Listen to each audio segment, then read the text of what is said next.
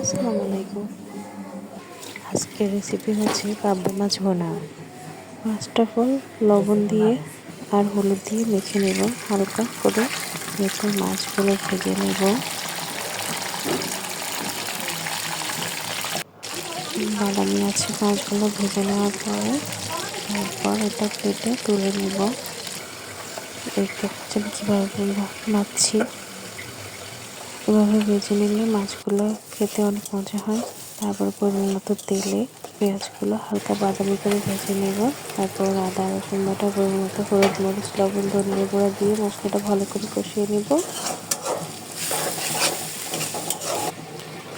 মাছের মশলা যত কষাবেন ততই মজা হয়। এভাবে কষানো থেকে হচ্ছে তরকারিটা মজাটা, টমেটো দিলে যত কষাবেন তত ভালো লাগবে। সবগুলোর সাথে কষানো শেষ হলে পানি দিয়ে দেব।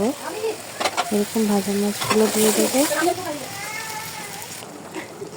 ভাজা মাছগুলো এরকম নেড়ে ছেড়ে দিয়ে 10 মিনিট ঢাকা দিয়ে রেখে দেব। 10 মিনিট পর পরিমাণ মতো পানি দিব। পানি দিয়ে টক বগিয়ে ফুটে উঠলে দেন ঢাকনা দিয়ে দেব। ঝোল শুকিয়ে আসলে কয়েকটা কাঁচামরিচ আর ধনেপাতা দিয়ে একটু হালকা আছে জোশ করে নেব।